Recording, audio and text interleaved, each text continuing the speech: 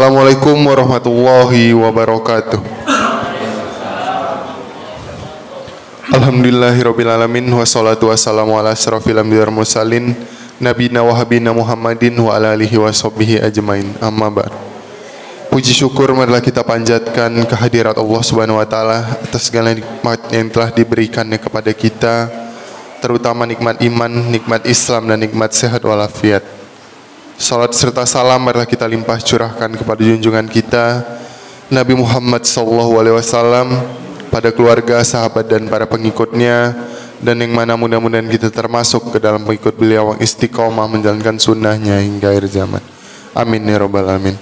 Hadirin jemaah yang dirahmati Allah, alhamdulillah pada hari ini kita masih dapat melaksanakan kewajiban kita di pagi hari ini, yaitu yang pertama melaksanakan sholat subuh berjamaah, dan yang kedua insya Allah dilanjutkan dengan kewajiban kita dalam menuntut ilmu. Alhamdulillah pada pagi hari ini telah hadir bersama kita yang kita muliakan Al-Ustadz Dr. Andus Ahmad Sofari MA, yang akan menyampaikan tausiahnya dengan mengambil tema umur yang diberkahi. Untuk itu kepada Al-Ustadz Dr. Andus Ahmad Sofari MA dipersilahkan untuk menyampaikan tausiahnya. Terima kasih. Assalamualaikum warahmatullahi wabarakatuh. Assalamualaikum warahmatullahi wabarakatuh. Bismillah walhamdulillah, wassalatu wassalamu ala rasulillah Sayyidina Muhammad ibn Abdullah wa ala alihi wa sahbihi wa man nasarahu wa walah, wa la hawla wa la quwata illa billah. Amma ba'du. Subhanaka la ilma lana illa ma 'allamtana innaka antal alimul hakim. Rabbi shrah li sadri wa yassir li amri wa halul 'uqdatam min lisani yafqahu qawli. Shadaqallahul azim. Seluruh jajaran pengurus Masjid An-Nur yang saya hormati, bapak-bapak, ibu-ibu, jamaah seluruhnya, yang mudah-mudahan kita semua termasuk orang-orang yang mulia di hadapan Allah Subhanahu wa taala. Alhamdulillah pada pagi hari ini kita bisa bertemu kembali melanjutkan kajian kita, majelis ilmu kita, bersilaturahim, sholat subuh berjamaah. Semoga seluruh rangkaian ibadah kita diterima oleh Allah Subhanahu wa taala.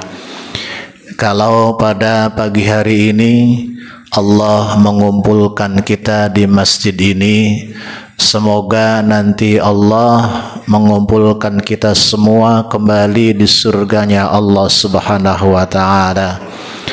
Salawat dan salam semoga tercurah kepada Nabi kita, Nabi Muhammad sallallahu alaihi wasallam. Bapak dan Ibu yang saya muliakan, tadi sudah disampaikan kepada kita semua oleh pembawa acara bahwa judul pertemuan kita, kajian kita adalah umur yang diberkahi. Banyak doa yang kita panjatkan, yang kita minta kepada Allah Subhanahu wa taala. Ada doa yang kita minta luaskan rezeki, berkahi rezeki. Kita juga minta kesehatan, kita juga minta wafat husnul khatimah. Ada juga permintaan kita agar Allah memanjangkan umur kita. Nah, ini diantara doa yang kita panjatkan, yaitu kita ingin semoga Allah memanjangkan umur kita. Dan ternyata rata-rata umur umat Nabi Muhammad itu adalah sesuai yang disabdakan oleh beliau. Ada satu hadis an Huzaifatal Yamani radhiyallahu anhu qala, dari Huzaifah al-Yamani beliau berkata, qalu, para sahabat bertanya. Ini sahabat bertanya tentang umur umat Nabi Muhammad. Para sahabat bertanya, ma a'maru ummatika ya Rasulullah, seberapa panjang umur umatmu wahai Rasulullah. Ini berarti kita ya. Qala, Nabi menjawab, masari'uhum bainas sittin was sab'in. Saat-saat kematian mereka, saat-saat kematian kita, umat Nabi Muhammad itu antara 60 sampai 70 tahun. Itu rata-rata umur umat Nabi Muhammad, 60 sampai 70. Nah, ada yang 69 Pak di sini umurnya, ada ya. Rata-rata 60 sampai 70. Ada yang 80 Pak di sini, ada ya, ada. Nah, kita mulai menghitung umur kita nih. Karena jawaban Nabi rata-rata itu antara 60 sampai 70 tahun. Nah, kemudian ternyata faktanya ada juga umat Nabi Muhammad yang sampai 80, 70 lebih juga ada. Dan Nabi bertanya, sahabat bertanya, qalu, sahabat bertanya, fa abna'us sab'in, lalu bagaimana umur umatmu yang mencapai 70? Kalau yang sampai 70 bagaimana? Tanya sahabat. Kemudian Rasul menjawab, qala, qalla, sedikit, may yablughu min ummati, kata Nabi, sedikit dari umatku itu yang mencapai 70. Bukan berarti sedikitnya ini sedikit banget ya. Qalla, ada qala, ada qalla, pakai qaf. Kalau qala berkata atau bersabda, tapi qalla itu sedikit. Jadi kata Nabi, sedikit umatku yang mencapai 70 tahun. Kemudian Nabi melanjutkan, farahimallahu abna as-sab'in wa abna as-samanin. Nabi mendoakan, semoga Allah merahmati umatku yang mencapai 70 tahun dan merahmati umatku yang mencapai 80 tahun. Itu jadi pertama-tama mungkin agak ngeri juga nih. antara 60 sampai 70.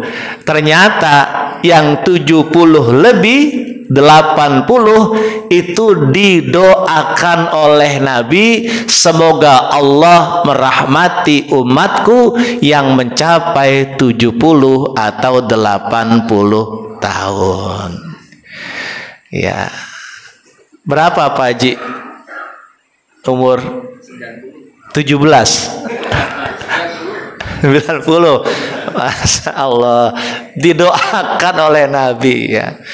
Kenapa? Karena memang umur 70, 80 kondisi kita sudah berbeda. Banyak kesabaran yang mesti muncul dalam hati kita.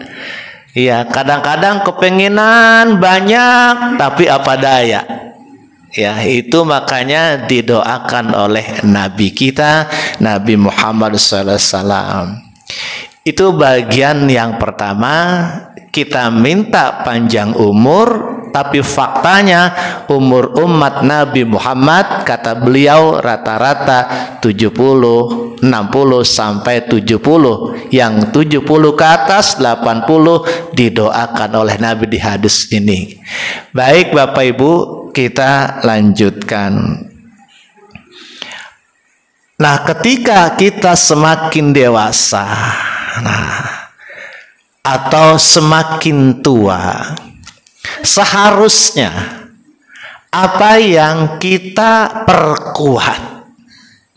Nah, sekarang begini Pak, kalau kita bertambah usia, bertambah tua, itu potensi dalam diri kita, pendengaran misalkan, berkurang atau bertambah. Berkurang, maaf nih ya, pendengaran, bahasa Inggrisnya mulai bolot-bolot sedikit tuh. Pendengaran berkurang, potensi penglihatan berkurang juga ketika semakin bertambah usia kita. Kadang-kadang apalagi Pak, daya ingat berkurang juga. Kacamata dicariin, kacamata mana ya? Padahal nempel di sini. Mana kacamata Umi? Mana kacamata itu? Oh iya. Potensi itu semakin berkurang. Tapi tuntunan agama justru ada, semakin kita dewasa, semakin tua, ada potensi yang harus malah kita tumbuhkan. Yang tadi berkurang, ada yang mesti kita tumbuhkan. Potensi apa itu? Pertama, fi mazinnatil khauf. Yang mesti kita tumbuhkan adalah potensi dalam diri kita, semakin rasa kita kepada Allah semakin takut. Jadi bukan semakin tua semakin berani sama Allah. Itu yang mesti kita tumbuhkan. Maaf, tambah tuir, tambah takut kepada Allah. Itu pertama. Jadi bukan semakin tua semakin banyak gaya, tapi semakin takut, tumbuhkan itu. Yang kedua, semakin kita dewasa, semakin tua, potensi apa yang mesti kita tumbuhkan? Yang kedua, halal waqar, yaitu ketenangan dalam beribadah. Jadi semakin tua, misalkan kita ambil sholat, harusnya sholat kita semakin tenang, semakin khusyuk.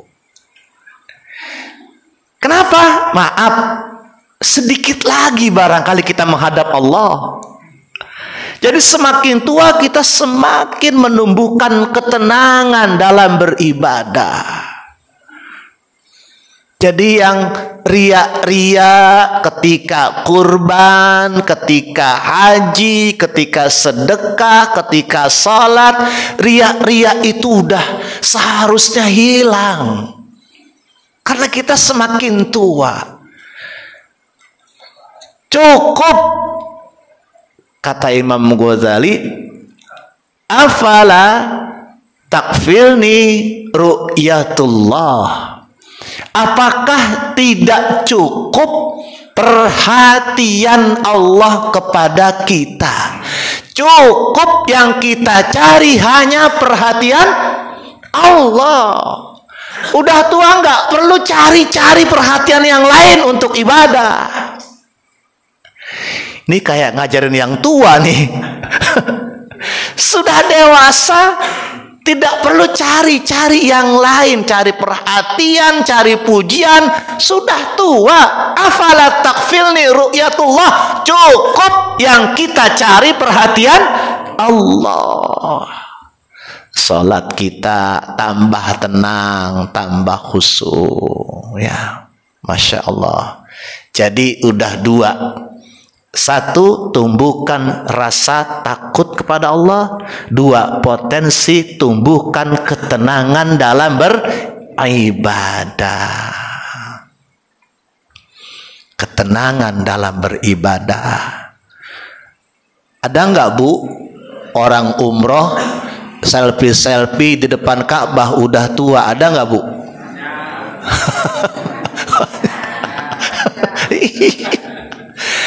Ya Allah, maaf ya, maaf Bu, udah tua depan Ka'bah selfie, ya Allah, malu kita. Afala takfilni ru'yatullah. Cukup yang kita cari cuma perhatian Allah. Yang ketiga, semakin dewasa, semakin bertambah usia, yang mesti kita tumbuhkan. Oke, dengar berkurang, ngelihat berkurang, mikir berkurang, tapi ada yang mesti kita tumbuhkan. Yang ketiga, wal haya'u minallahi ta'ala. Yang mesti kita tumbuhkan adalah semakin malu kepada Allah. Semakin malu kepada Allah. Ya udah tiga tuh Bapak Ibu sekalian ya. Ini tuntunan agama kita ketika kita semakin bertambah usia, semakin dewasa. Jadi umur ya, menggunakan huruf ain bukan umur. Jadi kalau mengingatkan, kalau kita berdoa, ya Allah panjangkan umur saya, umur kita, umur kami. Ada bahasa Arab, ingat nggak Pak, doa minta dipanjangkan umur? Allahumma tawil umurona, pakai ain. Allahumma, ya Allah, tawil menggunakan ta, tawil umurona, panjangkan umur kami. Kalau salah sebut alif, umurona, Allahumma, ya Allah, ya Tuhanku, tawil, panjangkan, pakai alif, umurona, panjangkan persoalanku, panjangkan masalahku. Nggak habis-habis problemnya karena diganti alif. Allahumma tawil umurona ya. Jadi bukan umurona. Itu bagian kedua. Masih kuat Pak melek? Masih ya? Nanya Pak, nanya. Baik, kita lanjutkan bagian yang ketiga. Nah, kita ini bahkan sampai-sampai dirayakan ya, ketika umur kita berkurang, bilangannya bertambah, tapi sebenarnya jatahnya berkurang gitu. Kita minta dipanjangkan umur. Lalu apa arti umur? Apa arti umur? Dalam tafsir Al-Quran, umur itu artinya waktu yang Allah berikan kita agar kita memakmurkan umur, agar kita memakmurkan jasmani dan rohani kita. Waktu umur, waktu yang Allah berikan agar kita memakmurkan jasmani dan rohani kita. Itu arti umur. Jadi ketika kita minta, ya Allah panjangkan umur saya, maksudnya ya Allah panjangkan waktu untuk saya, hidup saya, agar dapat memakmurkan jasmani dan rohani. Pertanyaannya, kita ini lebih banyak dalam hidup memakmurkan jasmani atau rohani, Pak? Biasanya kebanyakan orang lebih memakmurkan jasmani biasanya. Padahal dua-duanya penting. Bahkan rohani, maaf, lebih penting. Dari mana rohani lebih penting? Kita lihat Al-Quran, surah Al-Hijr ayat 29. Dua-duanya penting, tapi ternyata rohani lebih penting. Al-Hijr ayat 29. A'udzu billahi minasy syaithanir rajim. Bismillahirrahmanirrahim. فإذا سويته ونفخت فيه من روحي فقعوا له ساجدين.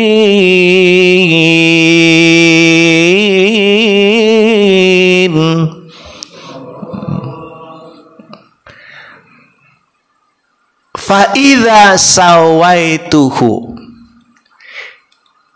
maka apabila, kata Allah, aku telah menyempurnakan, sawaituhu, menyempurnakan kejadian fisik Nabi Adam. Maaf Pak, kalau saya misalkan contohkan, maaf, ini Aqua, iklan lagi enggak? Dulu biasanya minuman pasti Aqua, mesin air pasti Sanyo, padahal macam-macam kan. Dulu kan gitu kita. Nih fit. Andaikan ini jasad Nabi Adam. Fa idza sawaituhu, ketika jasad Nabi Adam selesai, baru jasadnya. Belum ada perintah sujud dari Allah kepada para malaikat. Kenapa? Baru jasad, baru mayit. Selesai kejadian fisik Nabi Adam, fa idza sawaituhu, fisiknya selesai, belum ada perintah sujud. Padahal udah jadi fisiknya, tapi belum ada perintah sujud. Ayat berlanjut, wa nafakhtu fihi mir ruhi, jasad selesai, lalu aku tiupkan ruh. Nah, begitu ruh Allah tiupkan ke jasad Nabi Adam, ruh masuk ke dalam jasad Nabi Adam, baru perintah datang, faqa'u lahu, tunduklah kalian wahai para malaikat kepada Nabi Adam ini, sajidin, dengan bersujud. Waktu baru jasad saja, Allah belum memerintahkan untuk sujud. Pas Nabi Adam dimasukkan ruhnya, baru Allah perintahkan sujud. Jadi penghargaan kita tergantung bagaimana kita memuliakan ruhani kita. Kenapa? Tanpa ruh kita disebut apa? Mayit ternyata. Tanpa ruh kita adalah bangkai. Lalu kenapa orang lebih banyak memuliakan bangkainya ketimbang ruhnya? Ternyata itu, Pak. Kita ngurusin bangkai kita saja. Dua-duanya penting. Ya, Ibu ya. Jadi jangan hanya pedicure, medicure.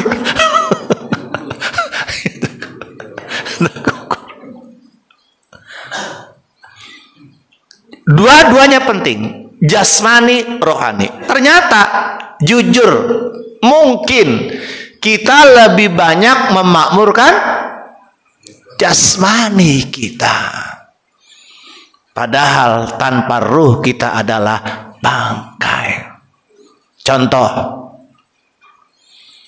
supaya sehat kita mesti apa, Pak? Olahraga. Nggak enak nih nggak secontohnya nih. Kuat nggak jalan pagi 1 jam? Kuat. Setengah jam? Kuat. Kuat kita tuh. Kita mau jaga jasmani kita. Kuat nggak baca Quran setengah jam? Kuat kalau di sini mah. Kuat nggak baca Quran 1 jam? Kuat, alhamdulillah. Ternyata luar biasa orang. Untuk jasmani gigih dia. Supaya sehat setiap hari Minggu, setiap Sabtu pagi jalan. Bagus. Makmurkan jasmani. Tapi ternyata untuk baca Quran, memakmurkan rohani, itu maaf terkadang berat sekali.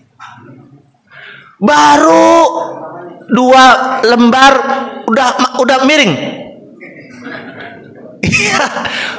Baru 2 lembar udah seloyongan. Nah, jadi dua-duanya penting. Kalau jasmani jelas itu butuh rohani.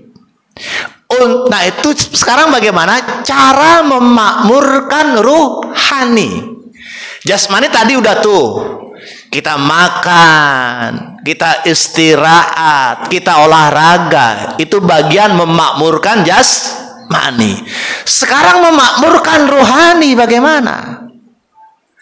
Apa tujuan Allah menciptakan ruh untuk kita? Yang sekarang menempel di jasad kita ada ruh. Tujuannya Allah menciptakan ruh untuk apa? 1, untuk mengenal Allah. Itu tujuan Allah menciptakan ruh kita, agar ruh kita mengenal Allah.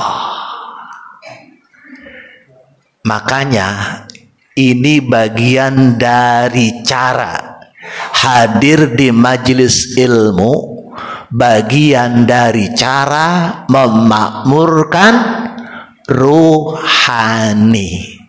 Di zaman baheula, di zaman dulu, kalau hadir ke majelis taklim, hadir ke majelis ilmu, disebut dengan santapan rohani. Masuk tuh poin.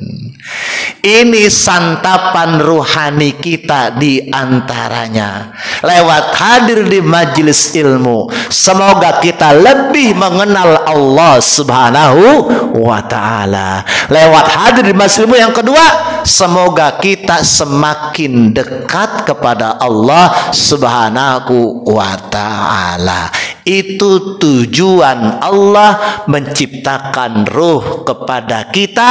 Ada 2, untuk mengenal Allah. Yang kedua, untuk mendekatkan diri kepada Allah. Di antaranya ini santapan rohani kita hadir di majelis ilmu, majelis taklim. baca Quran, berzikir. Nah, sholat itu ketika kita khusyuk, itu santapan rohani yang luar biasa, Pak. Kalau kita khusyuk sholat kita, itu santapan rohani luar biasa. Makanya ada as-salatu mi'rajul mu'minin. Sholat itu mi'rajnya orang-orang yang beriman. Rohaninya mendekat kepada Allah.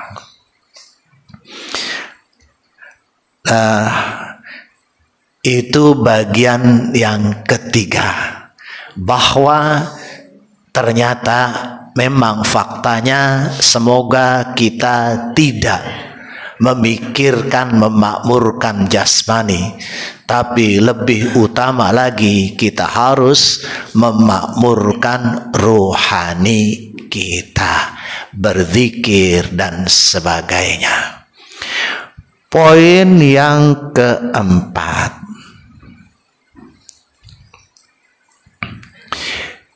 ini masuk kepada jawaban tadi prolognya, jawaban umur yang diberkahi.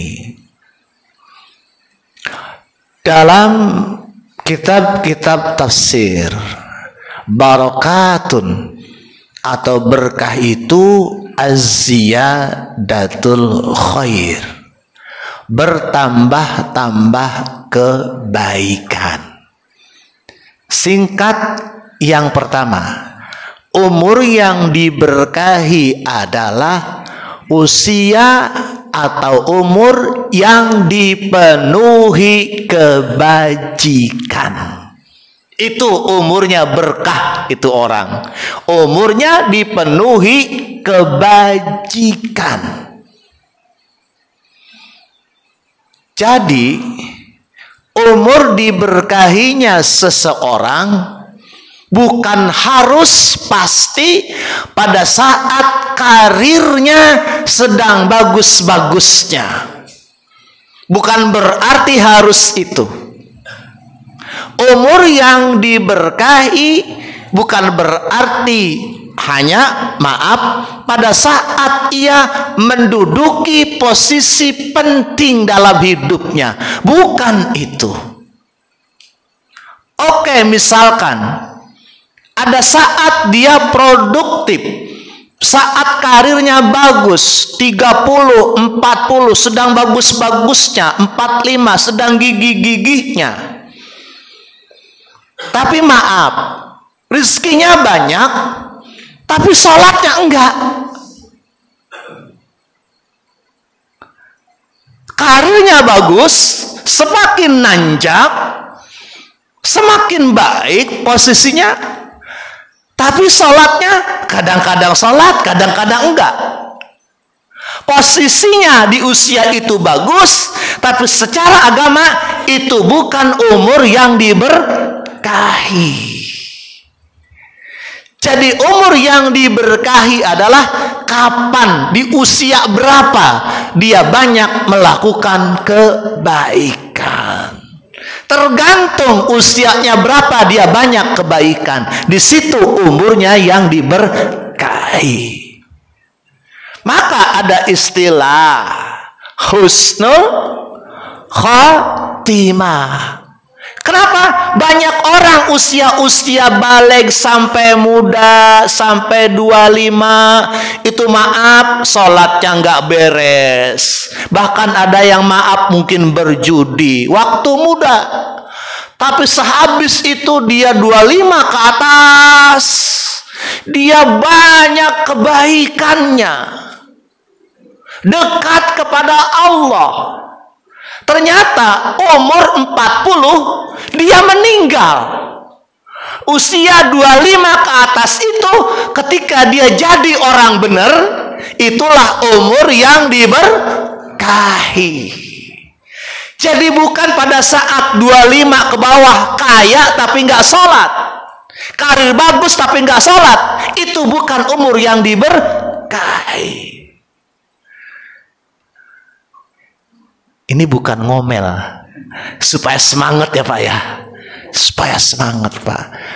Makanya alhamdulillah bapak-bapak, semoga kita semakin bertambah tua, semakin bertambah usia, semakin dekat dengan masjid, semakin dekat dengan musola. Bukan cuma dideketin aja, tapi masuk ke dalamnya untuk beribadah. Itu tentang umur yang diberkahi. Yang kedua, umur yang diberkahi. At-taufiqu fihi lil a'malis salihati wal khairatil ammati wal khassati. Umur yang kedua yang dimaksud diberkahi adalah umur ketika seseorang mendapatkan pertolongan dari Allah Subhanahu wa Ta'ala untuk melakukan berbagai amal soleh wal khairat, dan berbagai kegiatan amal yang positif, baik yang bermanfaat untuk umat atau untuk diri sendiri. Jadi ketika kita ditolong oleh Allah, bisa melakukan banyak amal soleh, banyak kebaikan yang bermanfaat untuk diri dan untuk umat, itulah umur yang diberkahi. At-taufiqu. Kenapa kita bisa beramal soleh, bisa berbuat baik? Itu karena at-taufiqu, karena pertolongan Allah. Kita nggak akan bisa masuk ke masjid ini pagi ini kalau tanpa pertolongan Allah. Nggak bisa masuk ke sini, Pak. Walaupun niat kuat banget, kalau nggak ditolong Allah, nggak dapat taufik, itu nggak bisa masuk. Walaupun barangkali namanya Pak Taufik. Ada Pak Taufik di sini. Untuk masuk ke masjid. Kita bisa masuk itu karena taufik, pertolongan Allah. Makanya ada zikir la haula wala quwata illa billahil aliyyil azim. Jibril menjelaskan kepada Nabi makna zikir ini, yaitu bahwa kita tidak akan bisa berbuat baik tanpa pertolongan Allah. Kita tidak bisa meninggalkan maksiat tanpa pertolongan Allah. Jadi ini yang pertama, maksud dari taufik. Kita lanjutkan. Masih mengenai definisi yang kedua, umur yang diberkahi. Satu, yang ditolong oleh Allah, taufiqu fihi, di umur itu, lil a'malis salihat, mengerjakan amal soleh. Nah, ini sholat, atau maaf, sebentar lagi kurban, ibadah kurban. Ada orang bawa ke panitia Masjid An-Nur, panitia kurban, bawa sapi yang paling bagus. Sapi apa namanya, Pak? Oh, lemosin. Sapi lemosin. Harganya berapa, Pak? Mahal, pokoknya mahal, Pak, ya. Orang salut. Ya Allah, kapan bisa amal soleh kurban? Amal soleh kurban. Kapan bisa kurban kayak bapak itu? Itu mahal banget ya Allah. Pengen bisa kurban kayak bapak itu. Syarat amal soleh satu, contoh ini masuk. Kenapa? Terlihat perbuatannya itu turunan agama. Dia berkurban sesuai kemampuannya. Rupanya dia kaya raya, sehingga dia mampu berkurban sesuai dengan kemampuannya. Sunnahnya Pak, berkurban itu sesuai kemampuan kita. Jadi jangan harta simpanan deposito rekening pribadi miliaran, kurban kambing beli 4 juta. Walaupun boleh, tapi sunnah Nabi itu dianjurkan sesuai kemampuan beli hewannya. Salut kita, ya Allah, pengen kayak bapak itu kurban sapi paling bagus. Pertanyaannya, apakah bapak itu yang nganter tadi sudah pasti beramal soleh?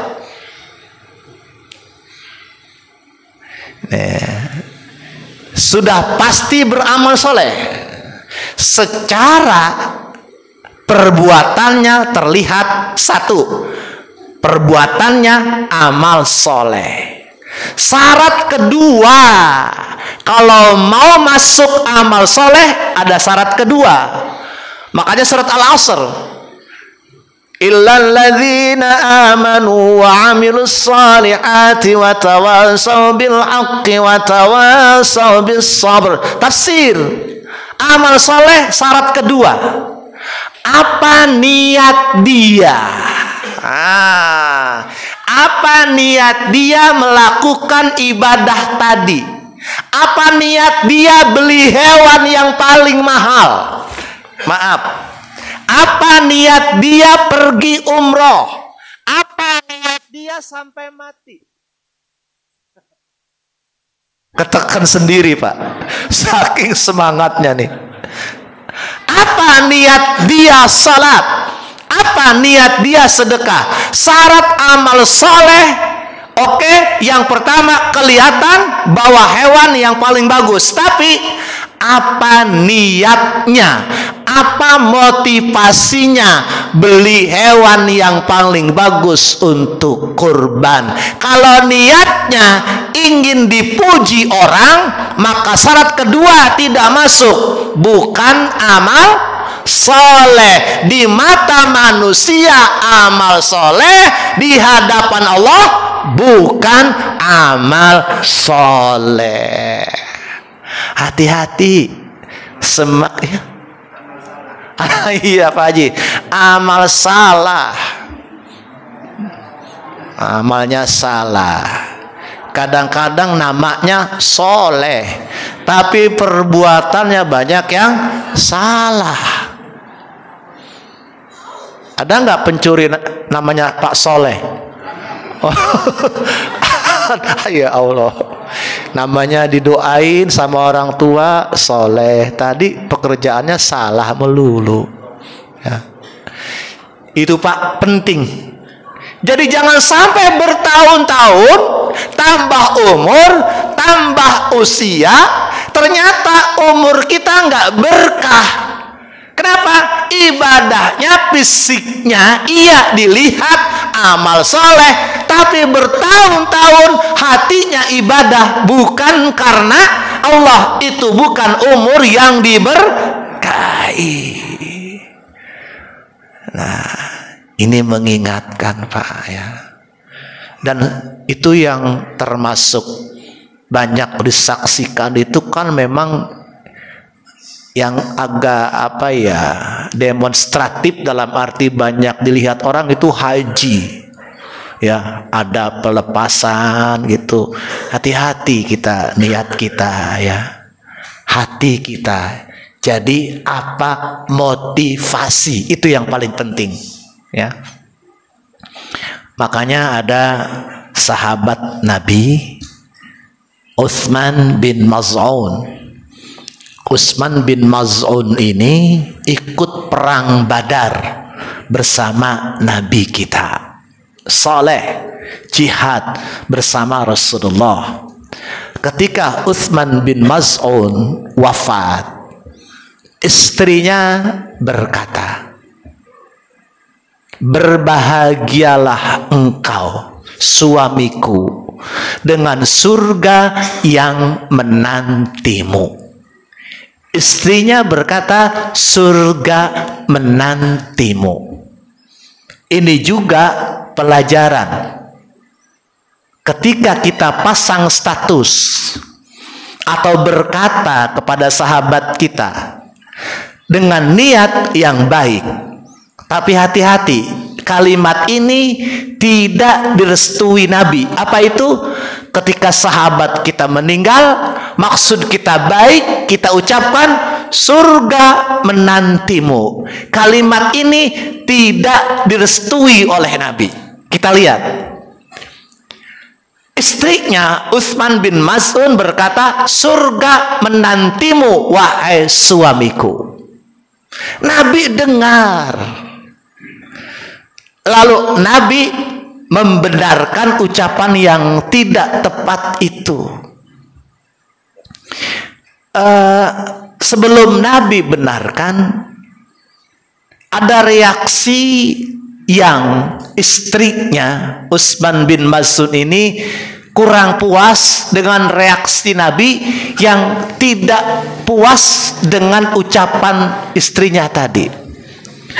Utsman berkata, "Kalau yang seperti ini saja tidak pantas masuk surga, suamiku yang berjihad bersamamu tidak pantas masuk surga, tidak pantas kuucapkan kalimat tadi. Lalu yang pantas yang bagaimana lagi? Kalau yang begini aja nggak pantas aku ucapkan tadi." Rasul menjawab, "Demi Allah, aku pun mencintai suamimu. Dia sahabatku. Aku pun ingin mendapatkan agar dia mendapatkan kebaikan yang sama, agar dia masuk surga. Tapi aku sendiri tidak tahu apa yang nanti Allah perbuat kepadaku." Artinya apa? Kita hanya bisa menilai amar lahiriah seseorang. Kita tidak bisa tahu isi hatinya ketika beramal. Makanya kita tidak bisa memastikan apakah seseorang masuk surga atau masuk neraka. Kita cuma hanya bisa mendoakan. Itu yang saya suka baca kadang-kadang, surga menantimu. Ternyata ini tidak direstui oleh Nabi kita lewat peristiwa tadi. Hubungannya adalah karena amal soleh masuk dua hal, perbuatannya dan niatnya. Urusan niat cuma orang yang mengerjakan dan Allah yang tahu. Gitu. Masih ada waktu sedikit lagi ya Pak? Masih kuat gak nih? Kalau gitu satu ayat lagi.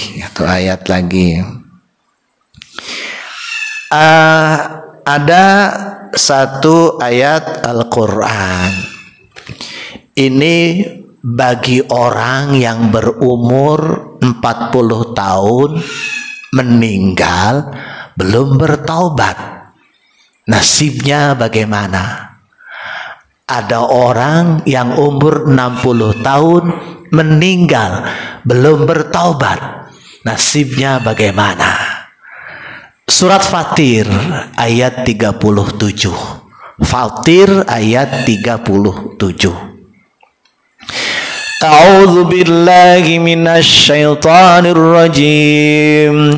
Bismillahirrahmanirrahim.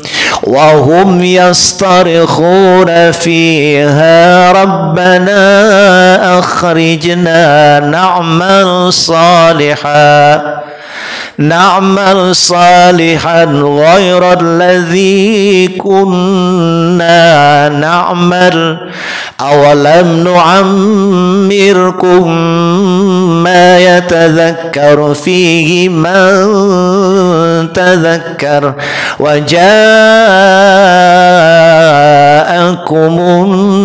nadhir fadhuku fama lidh-dhalimina min nasir.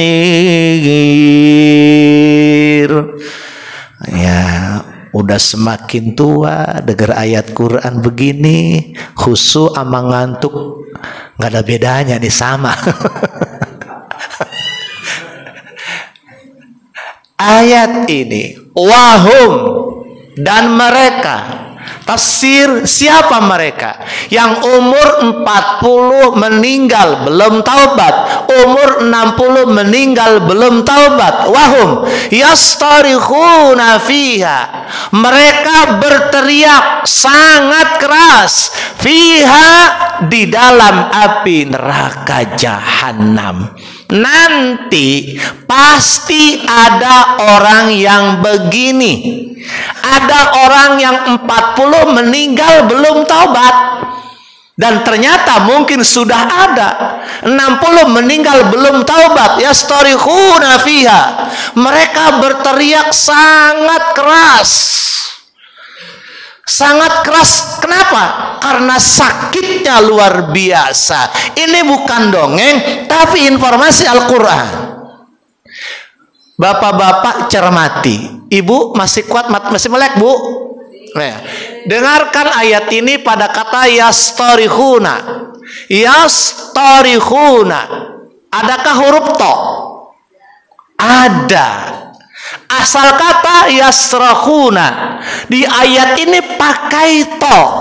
Yastarikhuna. Apa bedanya? Kajian tafsir. Bedanya pakai to dan tidak pakai to. Yasrakhuna dan yastarikhuna. Bedanya, ada seseorang tetangganya kebakaran. Dua-duanya teriak minta tolong. Yang di dalam rumah api sudah mendekat, dia minta tolong. Tolong bantu kebakaran. Api di depan matanya. Tetangganya teriak juga di luar, jauh dari api. Tolong. Kira-kira yang lebih dahsyat teriakannya yang di mana? Yang di dalam rumah atau yang di luar rumah? Yang di dalam. Kenapa? Sedikit lagi api sampai ke badannya. Yastarihuna itu yang di dalam. Teriakannya luar biasa. Dua-duanya teriak, tapi bobot teriakannya berbeda. Yastarihuna yang di dalam yang mau terbakar. Jadi orang-orang tadi itu teriaknya luar biasa di dalam api neraka, sangat keras. Kenapa? Sangat sakit siksaan itu. Ketika sakit seperti itu, mereka berkata, ada orang yang seperti ini, semoga bukan kita. Rabbana akhrijna, ya Allah, keluarkan kami dari api neraka ini, sakit ya Allah, enggak kuat ya Allah. Rabbana akhrijna na'mal salihan ghairal ladzi kunna na'mal, agar kami mengerjakan amal soleh yang berbeda dengan amal yang sudah kami lakukan dulu. Waktu hidup amal kami banyak yang jelek, hidupkan lagi kami ya Allah, agar kami merubah amal kami menjadi amal-amal yang baik. Apa jawab Allah? Na'mal salihan ghairal ladzi kunna na'mal. Allah berkata, awalam nu'ammirkum, apakah tidak cukup bagi kami telah memanjangkan umurmu? Enggak cukup 40 untuk ibadah, untuk tobat. Nggak cukup 60 untuk ibadah, untuk tobat. Nggak cukupkah itu, kata Allah? Awalam nu'ammirkum ma yatadzakkaru fihi man tazakkar.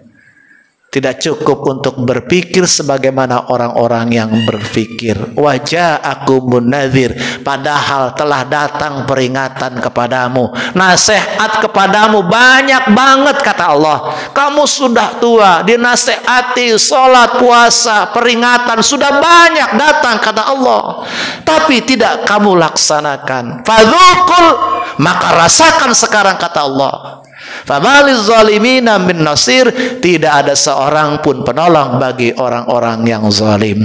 Demikian yang saya sampaikan.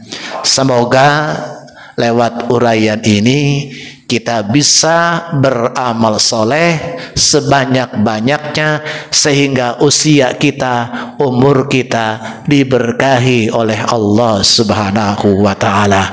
Ada umurnya pendek tapi berkah, banyak manfaatnya. Contoh, Imam Syafi'i 54 tahun tapi umurnya berkah, orangnya sudah tidak ada tapi ilmunya masih menyebar kemana-mana. Itu umur berkah. 54 meninggal.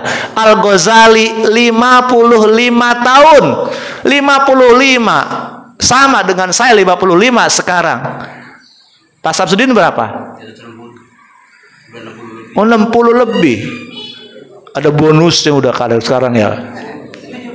Wah, banyakkan lagi Pak Haji, 70 bonusnya. Masya Allah. Banyaklah berkarya. Berkarya sesuai kemampuan kita. Saya kan sekarang sudah pensiun. Banyak karya yang bisa kita lakukan. Kalau kita punya kemampuan otak, akal, sumbangkan itu buat masyarakat, buat masjid.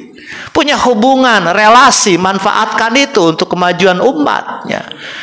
Nah, jadi Al-Ghazali 55, tapi bukunya sampai sekarang berkah umurnya. Pendek tapi berkah.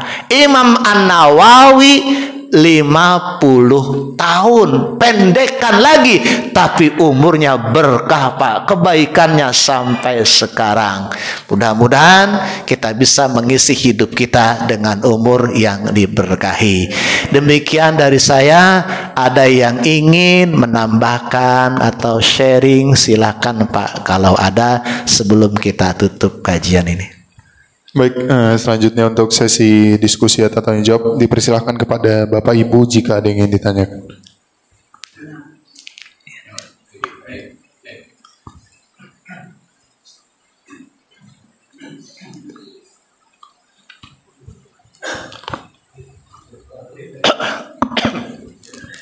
Bismillahirrahmanirrahim. Terima kasih waktunya. Maaf Ustadz, ada yang perlu saya tanyakan. Menggarisbawahi umur umat Rasulullah Shallallahu Alaihi Wasallam antara 60 sampai 70 tahun.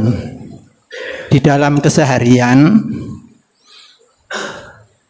umat seluruhnya berharap panjang umur, sehat, lapang rezeki. Nah, tetapi di sini ada yang diberikan kesempatan umur sampai 100 tahun. Hal mana umur 100 tahun ini di dalam pengisian amal ibadahnya walau alam. Tapi yang jelas sang tokoh ini merasa artinya udah keberatan untuk melanjutkan kehidupan karena fisiknya sudah lemah, tetapi uniknya pendengarannya dan penglihatannya seperti masih remaja. Nah, yang mana yang diharapkan oleh sang tokoh ini berharap segera dipanggil oleh Ilahi. Nah, seperti yang dimaksudkan ini hukumnya itu bagaimana Ustadz? Terima kasih. Wassalamualaikum warahmatullahi wabarakatuh. Waalaikumsalam warahmatullahi wabarakatuh. Ya,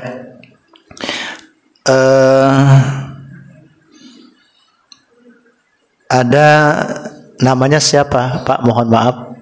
Nama saya Sujarno Hadisiswa, Ustaz. Oh, Pak Sujarno. Baik, Pak. Terima kasih. Ada orang yang umur sampai 100 tahun. Yang pertama, berkaitan dengan usia-usia yang seperti ini, agama itu ada firman Allah yang sangat kita hafal, la yukallifullahu nafsan illa usaha.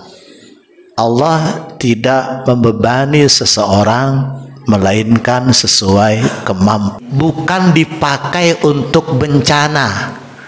Kadang-kadang salah tempat.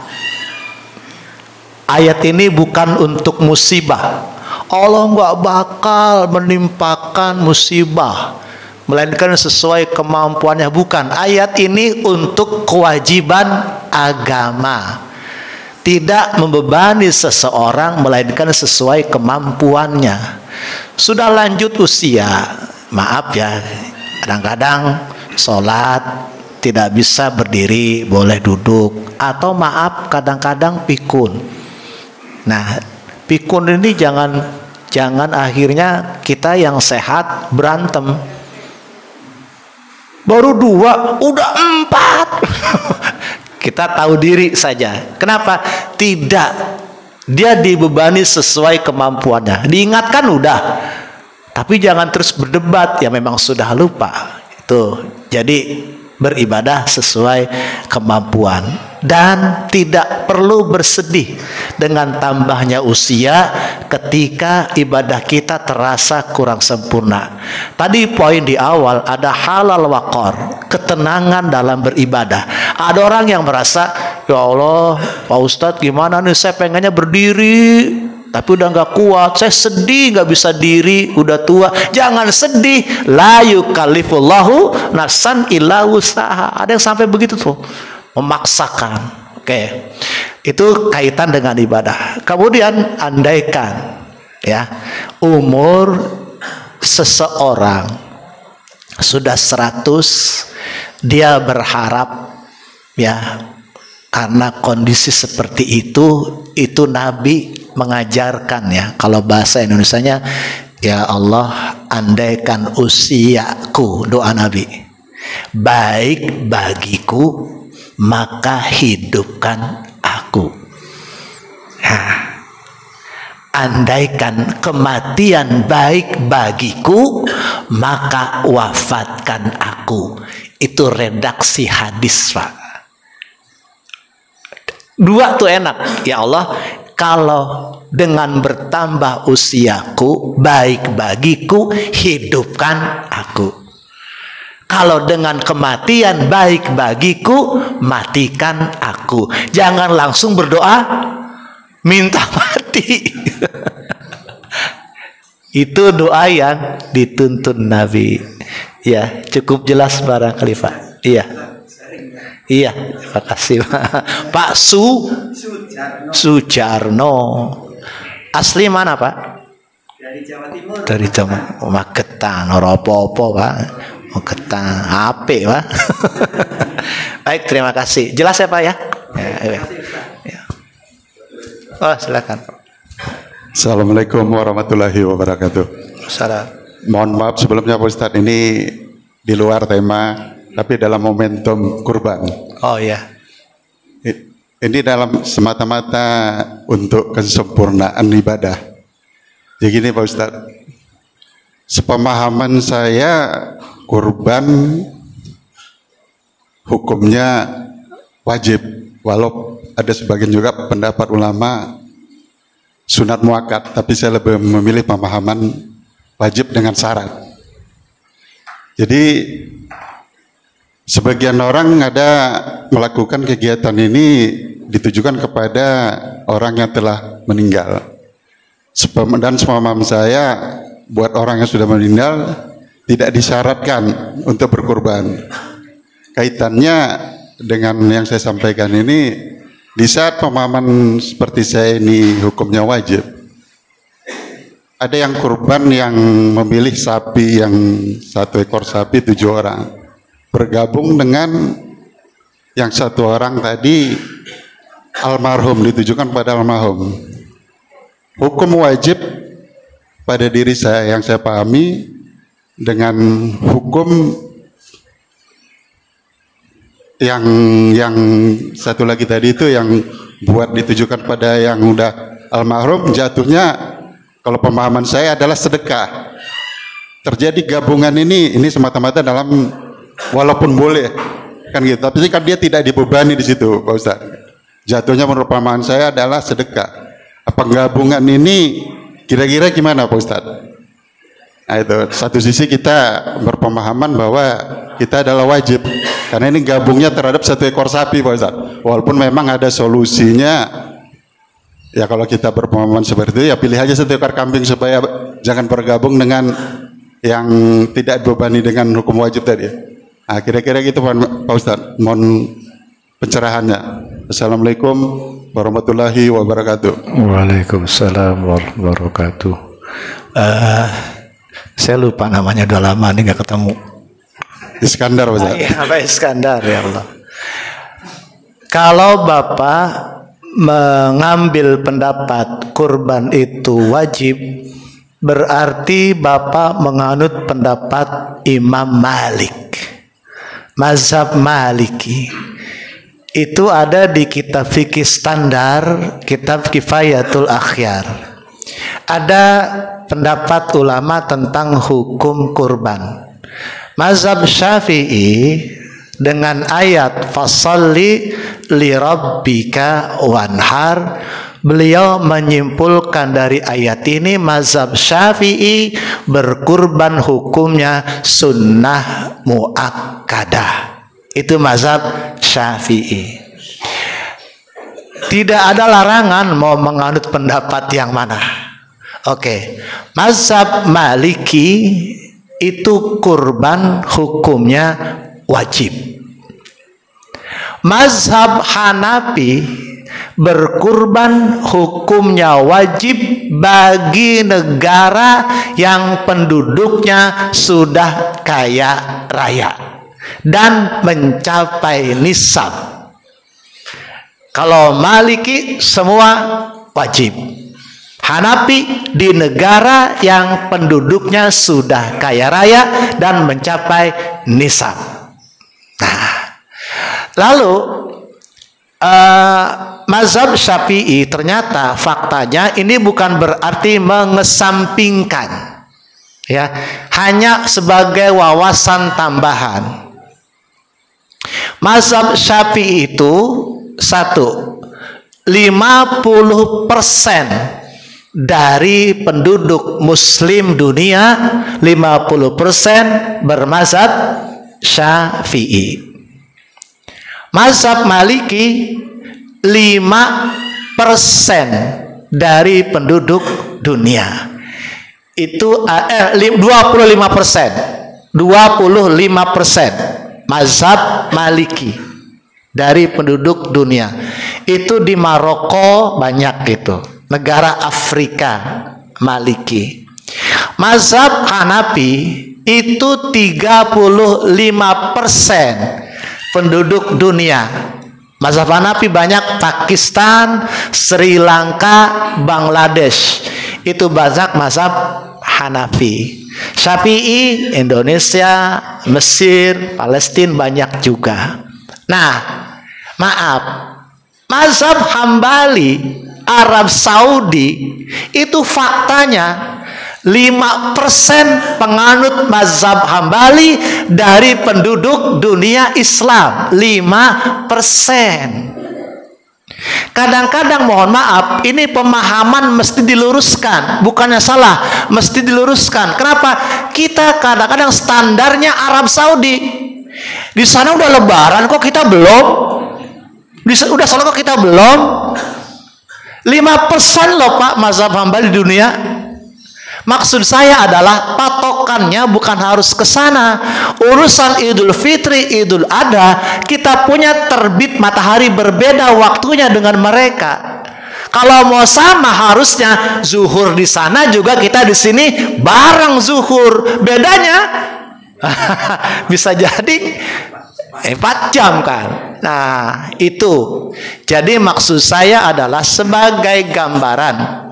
Kalau ada bapak-bapak bermazhab yang lain, silakan, dan itu memang dibolehkan selama tahu dasarnya. Kemudian kalau dasar mazhab Syafi'i, umirtu bin nahri. Aku diperintahkan untuk berkurban. Kurban itu wajib bagiku, kata Nabi, tapi tidak wajib bagimu.